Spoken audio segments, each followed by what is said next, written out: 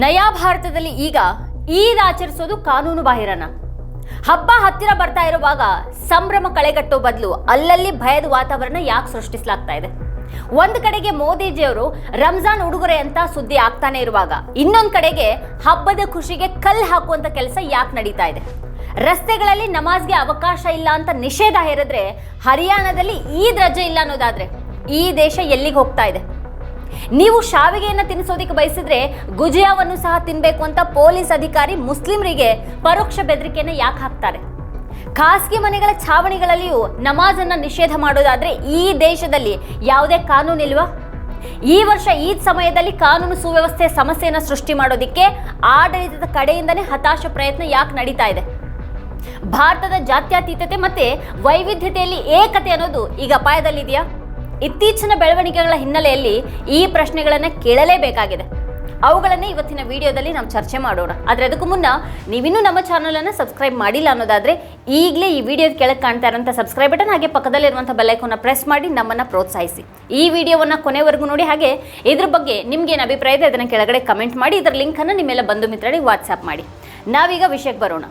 ಈದ್, ರೋಜಾ, ಇಫ್ತಾರ್ ಹೊತ್ತಿನಲ್ಲಿ ಭಾರತದಲ್ಲಿ ಹಬ್ಬದ ವಾತಾವರಣ ಇರುತ್ತೆ. ಇದು ಕೇವಲ ಮುಸ್ಲಿಮ್ರಿಗೆ ಸೀಮಿತವಾದಂಥ ಹಬ್ಬ ಅಲ್ಲ. ಆದರೆ ಅಂಥ ಹಬ್ಬಕ್ಕೂ ಹರಿಯಾಣದಲ್ಲಿ ಈ ಬಾರಿ ನಿಯಂತ್ರಿತ ರಜೆ ಇದೆ, ಗೆಜೆಟೆಡ್ ರಜೆ ಇಲ್ಲ. ಈ ಹಬ್ಬಕ್ಕೂ ಮೊದಲು ಮಾಂಸದ ಅಂಗಡಿಗಳನ್ನು ಮುಚ್ಚಬೇಕು ಅನ್ನುವಂಥ ಒತ್ತಾಯಗಳಿವೆ. ಇವೆಲ್ಲನೂ ಹಬ್ಬದ ಸಹಜ ಸಂಭ್ರಮಕ್ಕೆ ಕಲ್ಲು ಹಾಕೋ ಹಾಗೆ ಕಾಣಿಸುತ್ತೆ ಮತ್ತು ತೀರಾ ವಿಚಿತ್ರವಾಗಿ ಕಾಣ್ತಾ ಇದೆ. ದೆಹಲಿಯಲ್ಲಿಯೂ ಕೂಡ ಮಾಂಸದ ಅಂಗಡಿಗಳನ್ನು ಮುಚ್ಚೋದಕ್ಕೆ ಕ್ರಮವನ್ನು ಕೈಗೊಳ್ಳಲಾಗಿದೆ. ಇದು ಎಷ್ಟರ ಮಟ್ಟಿಗೆ ಸಮರ್ಥನೀಯ? ಈಗ ಇದರ ನಡುವೆನೇ ಮತ್ತೊಂದು ವಿಚಾರ ಅಂತ ಅಂದ್ರೆ, ರಂಜಾನ್ ತಿಂಗಳ ಕೊನೆಯ ಶುಕ್ರವಾರ ನಮಾಜ್ ಪ್ರಾರ್ಥನೆಯನ್ನ ಹತ್ತಿರದ ಮಸೀದಿ, ನಿಗದಿತ ಈದ್ಗಾ ಮೈದಾನದಲ್ಲಿ ಮಾತ್ರನೇ ಮಾಡುವಂತೆ ಪೊಲೀಸರು ಸೂಚಿಸಿದ್ರು. ಯಾರಾದರೂ ರಸ್ತೆಯಲ್ಲಿ ನಮಾಜ್ ಮಾಡಿದ್ರೆ ಅವ್ರ ವಿರುದ್ಧ ಕಠಿಣ ಕ್ರಮವನ್ನು ಕೈಗೊಳ್ಳೋದಾಗಿ ಎಚ್ಚರಿಕೆಯನ್ನ ನೀಡಲಾಯಿತು. ರಸ್ತೆಯಲ್ಲಿ ನಮಾಜ್ ಮಾಡಿದವರ ಡ್ರೈವಿಂಗ್ ಲೈಸೆನ್ಸ್ ಮತ್ತೆ ಪಾಸ್ಪೋರ್ಟ್ ಅನ್ನ ರದ್ದು ಮಾಡೋದಾಗಿ ಉತ್ತರ ಪ್ರದೇಶದ ಮೀರತ್ ಪೊಲೀಸರು ಎಚ್ಚರಿಕೆಯನ್ನ ನೀಡಿದ್ರು. ನಮಾಜನ್ನು ಮಸೀದಿ ಹಾಗೆ ನಿಗದಿತ ಈದ್ಗಾ ಮೈದಾನಗಳಲ್ಲಿ ಮಾಡಬೇಕು. ನಿಗದಿತ ಸ್ಥಳಗಳಲ್ಲಿ ಮುಸ್ಲಿಂ ಸಮುದಾಯಕ್ಕೆ ಎಲ್ಲ ಸೌಲಭ್ಯದ ಜೊತೆಗೆ ಭದ್ರತೆಯನ್ನು ನೀಡಲಾಗುತ್ತೆ. ಆದರೆ ರಸ್ತೆಯಲ್ಲಿ ನಮಾಜ್ ಮಾಡಿದರೆ ಕ್ರಮವನ್ನು ಕೈಗೊಳ್ಳಲಾಗುತ್ತೆ ಅಂತ ಎಚ್ಚರಿಸಲಾಯಿತು. ರಸ್ತೆಯಲ್ಲಿ ನಮಾಜ್ ಮಾಡೋದಕ್ಕೆ ಅನುಮತಿ ಇಲ್ಲ. ಯಾರಾದರೂ ಮಾಡೋದು ಕಂಡು ಬಂದರೆ ಅವ್ರ ಮೇಲೆ FIR ದಾಖಲಿಸಲಾಗುವುದು ಅನ್ನೋಂಥ ಎಚ್ಚರಿಕೆ ಕೂಡ ನೀಡಲಾಯಿತು. ಲಕ್ನೋ, ಸಂಭಲ್, ಅಲಿಗಢ್ ಸೇರಿದಂತೆ ಉತ್ತರ ಪ್ರದೇಶದ ಹಲವು ಜಿಲ್ಲೆಗಳಲ್ಲಿ ರಸ್ತೆಗಳು, ಕಟ್ಟಡಗಳ ಮೇಲೆ ನಮಾಜ್ ಮಾಡೋದನ್ನು ನಿಷೇಧಿಸಿದಂಥ ಪೊಲೀಸರು ಆದೇಶ ಹೊರಡಿಸಿದರು. ಸಂಭಲ್ ಪೊಲೀಸರು ರಸ್ತೆಗಳು ಮತ್ತು ಛಾವಣಿಗಳ ಮೇಲೆ ನಮಾಜ್ ಮಾಡೋದನ್ನು ನಿಷೇಧ ಮಾಡಿದರು. ಸರ್ಕಾರ ಉದ್ದೇಶಪೂರ್ವಕವಾಗಿಯೇ ಇದನ್ನೆಲ್ಲ ಒಂದು ಬಿಕ್ಕಟ್ಟಾಗಿ ಪರಿವರ್ತಿಸೋದಕ್ಕೆ ನೋಡ್ತಾ ಇದೆಯಾ? ಸಹೋದರತ್ವದ ಬಗ್ಗೆ ಮಾತನಾಡೋದಕ್ಕೆ, ಪರಸ್ಪರ ಅರ್ಥ ಮಾಡ್ಕೊಳ್ಳೋದಕ್ಕೆ ಯಾರೂ ರೆಡಿ ಇಲ್ಲದಂಥ ವಾತಾವರಣ ನಿರ್ಮಾಣ ಆಗ್ತಾ ಇದೆಯಾ? ಒಂದು ಕಾಲ ಇತ್ತು, ಈದ್ ಆಗಿರಲಿ ಅಥವಾ ದೀಪಾವಳಿ ಆಗಿರಲಿ ಅಥವಾ ಹೋಳಿನೇ ಆಗಿರಲಿ, ಎಲ್ಲರೂ ಒಟ್ಟಿಗೇನೆ ಆಚರಣೆ ಮಾಡ್ತಾ ಇದ್ರು. ಅಂಥ ಒಂದು ಸಡಗರವನ್ನು ಕಣ್ಣಾರೆ ಕಂಡವರು ನೆನಪಿಸಿ ಖುಷಿ ಆಗ್ತಾರೆ. ಎಲ್ಲರ ಮನೆಗಳಿಗೂ ಒಟ್ಟಿಗೆ ಹೋಗ್ತಾ ಇದ್ರು. ಆದರೆ ಆ ದಿನಗಳು ಇವತ್ತೆಲ್ಲಿ ಹೋದವು? ಅಂಥ ಸಂಸ್ಕೃತಿಯನ್ನು ಈಗ ಜನರು ಸಂಪೂರ್ಣವಾಗಿ ಮರೆತು ಬಿಟ್ಟಿದ್ದಾರೆ. ಯುವ ಪೀಳಿಗೆಗೆ ಇದು ಅರ್ಥ ಆಗ್ತಾ ಇಲ್ಲ. ಮೊನ್ನೆ ಹೋಳಿ ಹಬ್ಬ ದೇಶದ ಬೀದಿಗಳಲ್ಲಿ ನಡೀಲಿಲ್ವಾ? ಇಷ್ಟ ಇರಲಿ ಅಥವಾ ಬಿಡಲಿ, ಎದುರಿ ಕಂಡವರಿಗೆಲ್ಲ ಬಣ್ಣ ಹಚ್ಚಲಿಲ್ವಾ? ಬಣ್ಣ ಬಳಿಯೋದಂತೂ ಖಚಿತ. ನೀವು ಬೇಕಾದರೆ ಬೀದಿಗಿಳಿರಿ, ಇಲ್ದಿದ್ರೆ ಮನೆಯಲ್ಲೇ ಇರಿ ಅಂತ ಸರ್ಕಾರನೇ ಹೇಳಲಿಲ್ವಾ? ಹಾಗಾದರೆ 10 ನಿಮಿಷದ ನಮಾಜ್ ಹೇಗೆ ಅಷ್ಟು ದೊಡ್ಡ ಸಮಸ್ಯೆ ಕಾರಣ ಆಗಿದೆ? ಭಾರತದಲ್ಲಿ ಮುಸ್ಲಿಮರ ಸ್ಥಿತಿ ಬಹಳ ಕೆಟ್ಟದಾಗಿದೆ ಅನ್ನೋದನ್ನ ಈ ವಾಸ್ತವದ ಅರಿವಿರುವ ಪರಿಣಿತರು ಹೇಳ್ತಾರೆ. 140 ಕೋಟಿ ಜನರಿರುವಂಥ ಈ ದೇಶದಲ್ಲಿ ಸುಮಾರು 20 ರಿಂದ 25 ಕೋಟಿಯಷ್ಟಿರುವಂಥ ಆ ಸಮುದಾಯವನ್ನು ಜೊತೆ ಕರೆದುಕೊಂಡು ಹೋಗಬೇಕು ಅನ್ನೋಂಥ ಜವಾಬ್ದಾರಿ ಎಲ್ಲರದ್ದು ಆಗಿರಬೇಕು. ಆದರೆ ಅಂಥ ಧೋರಣೆಯನ್ನು ತುಷ್ಟೀಕರಣ ಅಂತ ಕರೆದುಕೊಂಡು ಬರಲಾಗಿದೆ.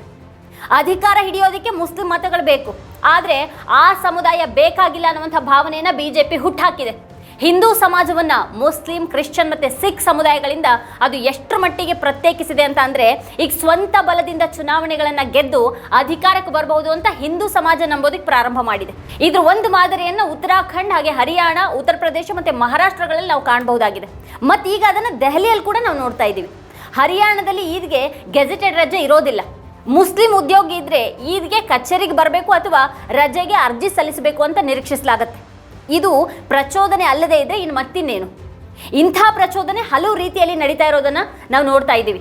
ಶೋಭಾಯಾತ್ರೆ ಮಸೀದಿಯ ಮುಂದೆ ಹಾದು ಹೋಗುವಾಗ ಹೇಗೆ ಅಸಭ್ಯ ಹಾಡು ಮತ್ತು ಡಾನ್ಸ್ ಮೂಲಕ ಕೆಣಕುವಂಥ ಒಂದು ವರ್ತನೆಯನ್ನು ತೋರಿಸಲಾಗುತ್ತೆ ಅನ್ನೋದನ್ನು ನೋಡಿದ್ದೀವಿ.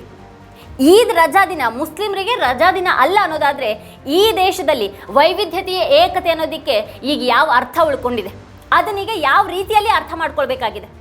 ಈದ್ಗೆ ಸರ್ಕಾರಿ ರಜೆ ಸಿಗೋದಿಲ್ಲ ಅನ್ನೋದು ಸಮರ್ಥನೀಯನಾ? ರಸ್ತೆಗಳಲ್ಲಿ ನಮಾಜ್ಗೆ ಅವಕಾಶ ಇಲ್ಲ ಅನ್ನುವಂಥ ಮೀರತ್ ಪೊಲೀಸರ ಆದೇಶಕ್ಕೆ ತೀಕ್ಷ್ಣ ಪ್ರತಿಕ್ರಿಯೆಗಳೇ ಬಂದವು. ಈ ಕ್ರಮಕ್ಕೆ ಪ್ರತಿಕ್ರಿಯೆ ನೀಡಿರುವಂತಹ ಮೋದಿ ಸರ್ಕಾರದ ರಾಜ್ಯ ಸಚಿವ ಹಾಗೆ RLD ಮುಖ್ಯಸ್ಥ ಜಯಂತ್ ಸಿಂಗ್ ಚೌಧರಿ ಪೊಲೀಸಿಂಗ್ ಓವರ್ಲೇನ್ 1984 ಕಡೆಗೆ ಸಾಗ್ತಾ ಇದೆ ಅಂತ ಸಾಮಾಜಿಕ ಮಾಧ್ಯಮ X ನಲ್ಲಿ ಟೀಕೆ ಮಾಡಿದ್ದಾರೆ. ಜಾರ್ಜ್ ಓರ್ವೆಲ್ ಬರೆದಿರುವಂತಹ 1984 ಕಾದಂಬರಿಯ ಥಾಟ್ ಪೊಲೀಸ್ಗೆ ಪೊಲೀಸರ ಕ್ರಮವನ್ನ ಚೌಧರಿ ಹೋಲಿಕೆ ಮಾಡಿದ್ದಾರೆ. ಎಲ್ಲವನ್ನ ನಿಯಂತ್ರಿಸೋದಕ್ಕೆ ಪ್ರಯತ್ನಿಸುವಂತಹ ಪೊಲೀಸ್ ವ್ಯವಸ್ಥೆಯನ್ನ ಓವರ್ಲೇನ್ ವ್ಯವಸ್ಥೆ ಅಂತ ಕರೆಯಲಾಗುತ್ತೆ. ಮೋದಿ ಸರ್ಕಾರದಲ್ಲಿ ಸಂಪುಟ ಸಚಿವರಾಗಿರುವಂತಹ ಚಿರಾಗ್ ಪಾಸ್ವಾನ್ ಕೂಡ ಇಂತಹ ಕ್ರಮಗಳನ್ನ ಟೀಕೆ ಮಾಡಿದ್ದಾರೆ. ಇವೆಲ್ಲ ಜನರನ್ನ ವಿಭಜಿಸುವಂತಹ ಕ್ರಮಗಳು, ಇವೆಲ್ಲ ಸರಿಯಲ್ಲ. ಜನರಿಗೆ ಅವರವರ ಪ್ರಾರ್ಥನೆಯನ್ನ ಮಾಡೋದಕ್ಕೆ ಬಿಟ್ಟು ಬಿಡಬೇಕು, ಅದರಲ್ಲಿ ಹಸ್ತಕ್ಷೇಪ ಮಾಡಬಾರದು, ನಾವು ಪ್ರಮುಖ ಕೆಲಸಗಳತ್ತ ಗಮನ ಹರಿಸಬೇಕು ಅಂತ ಚಿರಾಗ್ ಹೇಳಿದ್ದಾರೆ.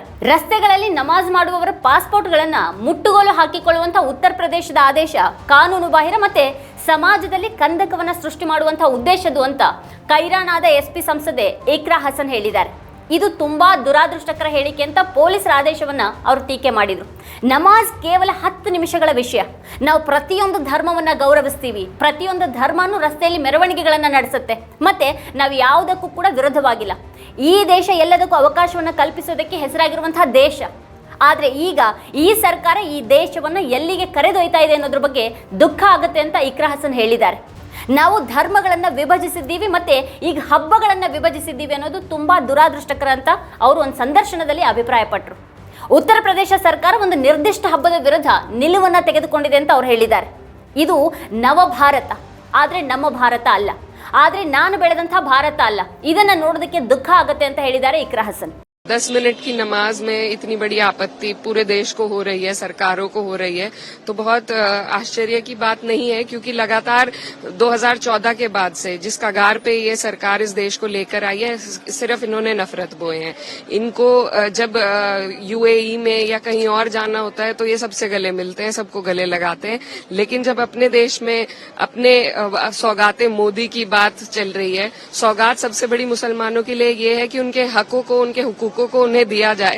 लगातार छीनने का काम जो हो रहा है, चाहे कहीं सर्वे करा के हो, वक्फ का बिल ला के हो, आज नमाज रोक रहे हैं, कल पता नहीं क्या करना चाहते हैं, लेकिन हम इस देश की मिट्टी में हमारे बड़ों का, हमारे बुजुर्गों का खून शामिल है. हम कहीं नहीं जाएंगे, यहीं रहेंगे.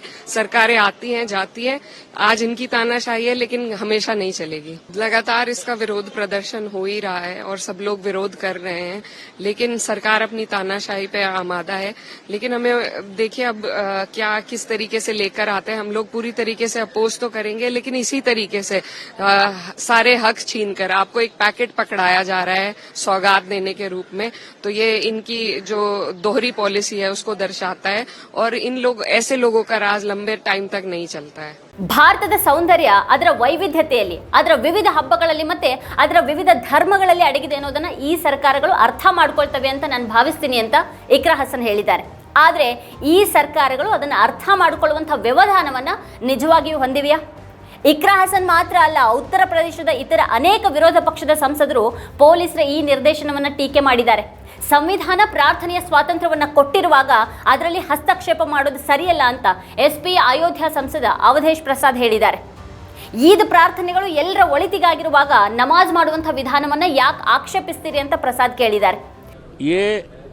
नमाज अलविदा का है, ईद के पहले होता है, और अलविदा के नमाज में इस देश में, मुल्क में अमन चैन, भाईचारा और खुशहाली के लिए मिन्नत की जाती है, प्रार्थना किया जाता है. ऊपर वाले से, भगवान से कहिए, अल्लाह से कहिए, ये होता है.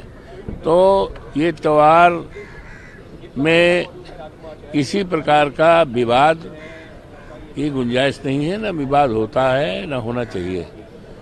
और हमारे संविधान में है, बाबा साहब भीमराव अम्बेडकर ने जो संविधान बनाया है उसके प्रेम्बिल में है कि धर्म के अनुसार उपासना करने का अधिकार. तो ये सारी बातों के होते हुए मैं समझता हूँ किसी प्रकार की गुंजाइश विवाद की नहीं होनी चाहिए. परंपरा अनुसार, संविधान के अनुसार और जो हमारे मौलिक अधिकारों के साथ होना चाहिए। ಕಾಮಿಡಿಯನ್ ಮುನವರ್ ಫಾರೂಕಿ ಕೂಡ ರಸ್ತೆಯಲ್ಲಿ ನಮಾಜ್ಗೆ ಅವಕಾಶ ನೀಡಿದ್ದನ್ನ ಟೀಕೆ ಮಾಡಿದ್ದಾರೆ. ಇನ್ನು ಭಾರತದ ರಸ್ತೆಗಳಲ್ಲಿ ಹಬ್ಬ ಇರೋದಿಲ್ವಾ ಅಂತ ಅವ್ರು ಪ್ರಶ್ನೆ ಮಾಡಿದ್ದಾರೆ. 30 ನಿಮಿಷದ ಪ್ರಾರ್ಥನೆ ವಿಚಾರದಲ್ಲಿ ಇಂಥ ಕ್ರಮಾನ ಅಂತ ಅವ್ರು ಕೇಳಿದ್ದಾರೆ. ಈದ್ ಹಬ್ಬದಂದು ರಸ್ತೆ ಬದಿಯಲ್ಲಿ ನಮಾಜ್ ಮಾಡದಂತೆ ಮುಸ್ಲಿಮರಿಗೆ ಎಚ್ಚರಿಕೆಯನ್ನ ನೀಡಿದ್ದಾರೆ. ಬೀದಿಗಿಳಿಬಾರ್ದು ಅನ್ನುವಂಥ ಈ ನಿಯಮವನ್ನ ದೇಶದ ಇತರ ಎಲ್ಲ ಹಬ್ಬಗಳಿಗೂ ಜಾರಿಗೆ ತರಲಾಗ್ತಾ ಇದೆಯಾ ಅಂತ ಅವ್ರು ಪ್ರಶ್ನೆ ಮಾಡಿದ್ದಾರೆ. ಮುನವರ್ ತಮ್ಮ ಇನ್ಸ್ಟಾಗ್ರಾಮ್ನ ಪೋಸ್ಟ್ನಲ್ಲಿ ಇದನ್ನ ಬರೆದಿದ್ದಾರೆ. ಮುನವರ್ ಅವರ ನಿಲುವನ್ನ ಅನೇಕರು ಬೆಂಬಲಿಸಿದ್ದು ಮೀರತ್ ಪೊಲೀಸರ ನಿರ್ದೇಶನವನ್ನ ಟೀಕೆ ಮಾಡಿದ್ದಾರೆ. ಸಂಭಲ್ನಲ್ಲಂತೂ ಸಿಒ ಅನುಜ್ ಚೌಧರಿ ನೀವು ಶಾವಿಗೆ ತಿನ್ನೋದಕ್ಕೆ ಬಯಸಿದ್ರೆ ಗುಜಿಯಾವನ್ನು ಕೂಡ ತಿನ್ನಬೇಕು ಅಂತ ಹೇಳೋ ಮೂಲಕ ವಿವಾದ ಎಬ್ಬಿಸಿದ್ದಾರೆ. की सिवैया खिलाना चाहते हो तो आपको गुजिया भी खानी पड़ेगी. ये गुजिया खाओ ये सिवैया. ಹೋಳಿ ಹಬ್ಬದ ಹೊತ್ತಿನಲ್ಲೂ ಅವರು ಇಂಥದೇ ಅಸಹಿಷ್ಣುತೆ ಒಂದು ಹೇಳಿಕೆಯನ್ನ ಕೊಟ್ಟು ವಿವಾದವನ್ನ ಉಂಟು ಮಾಡಿದ್ರು.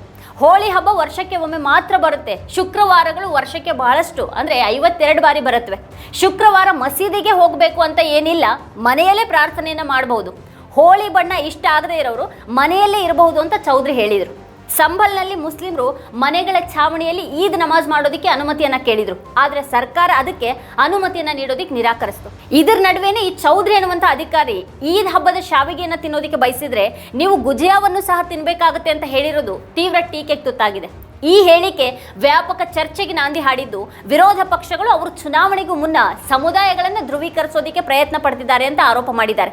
ಎಸ್ಪಿ ನಾಯಕ ರಾಮ್ ಗೋಪಾಲ್ ಯಾದವ್ ಈ ಒಂದು ಹೇಳಿಕೆಯನ್ನು ಟೀಕಿಸಿ ಚುನಾವಣೆಗೂ ಮುನ್ನ ಭಿನ್ನಾಭಿಪ್ರಾಯವನ್ನು ಬಿತ್ತುವಂತಹ ಪ್ರಯತ್ನ ಅಂತ ಹೇಳಿದ್ದಾರೆ. ಕಾಂಗ್ರೆಸ್ ನಾಯಕರು ಕೂಡ ಈ ಹೇಳಿಕೆಯನ್ನು ಖಂಡಿಸಿದ್ದಾರೆ. ಅಧಿಕಾರಿಗಳು ಸಾಂಸ್ಕೃತಿಕ ಹೇರಿಕೆಗಳಿಗಿಂತ ಕಾನೂನು ಜಾರಿಯತ್ತ ಗಮನ ಹರಿಸಬೇಕು ಅಂತ ಒತ್ತಾಯ ಮಾಡಿದ್ದಾರೆ. ಸಂಭಲ್ನ ಎಸ್ಪಿ ಸಂಸದ ಜಿಯಾವುರ್ ರೆಹಮಾನ್ ಬರ್ಕ್ ಅವರು ಚೌಧರಿ ಹೇಳಿಕೆಗೆ ಆಕ್ಷೇಪವನ್ನು ವ್ಯಕ್ತಪಡಿಸಿದ್ದು ಅವರು ನಾಯಕನಾಗೋದಕ್ಕೆ ಆಸಕ್ತಿಯನ್ನ ತೋರಿಸ್ತಾ ಇದ್ದಾರೆ ಅಂತ ಟೀಕೆ ಮಾಡಿದ್ದಾರೆ. ಅಂಥ ಅಧಿಕಾರಿಯ ಬಗ್ಗೆ ನಾನು ಹೆಚ್ಚು ಹೇಳೋದಕ್ಕೆ ಬಯಸೋದಿಲ್ಲ. ಅವರು ಅಂಥ ಮಾತುಗಳನ್ನು ಹೇಳೋ ಮೂಲಕ ತಮ್ಮನ್ನ ತಾವು ಹೈಲೈಟ್ ಮಾಡ್ಕೊಳ್ಳೋದಕ್ಕೆ ಬಯಸ್ತಾರೆ. ಇವು ಅಲ್ಪಾವಧಿ ಅಷ್ಟೇ, ಇದರಿಂದ ಮತ್ತೇನೂ ಸಾಧ್ಯ ಇಲ್ಲ ಅಂತ ಹೇಳಿದ್ದಾರೆ. ಹಬ್ಬದ ಸಂದರ್ಭವನ್ನು ಅನಗತ್ಯ ಗೊಂದಲ ಸೃಷ್ಟಿ ಮಾಡೋದಕ್ಕೆ ಬಳಸಲಾಗ್ತಾ ಇದೆಯಾ ಅನ್ನುವಂಥ ಅನುಮಾನಗಳು ಮತ್ತೆ ಮತ್ತೆ ಮೂಡುತ್ತವೆ. ಹೋಳಿಯ ಸಂದರ್ಭದಲ್ಲಿ ಮುಸ್ಲಿಮರಿಗೆ ರಸ್ತೆಗಳಿಗೆ ಬರಬೇಡಿ, ಮನೆಯೊಳಗೆ ಇರಿ ಅಂತ ಹೇಳಲಾಗುತ್ತೆ. ಈದ್ ಹೊತ್ತಿನಲ್ಲಿ ನಿಮಗೆ ರಸ್ತೆಗಳಲ್ಲಿ ನಮಾಜ್ ಮಾಡೋದಕ್ಕೆ ಅವಕಾಶ ಇಲ್ಲ ಅಂತ ಹೇಳಲಾಗುತ್ತೆ. ಹಿಂದೂ ಮುಸ್ಲಿಂ ದ್ವೇಷ ಬಿತ್ತಲು ಹರಡಲು ನೆಪವನ್ನು ಹುಡುಕ್ತಾನೆ ಇರಲಾಗುತ್ತೆ. ಭಾರತದ ಅದ್ಭುತ ಇತಿಹಾಸವನ್ನ ಮರೆತು ದ್ವೇಷದಲ್ಲಿ ಮುಳುಗುವ ಜನರನ್ನು ಮುಳುಗಿಸುವಂಥ ನಡೆ ಇದು.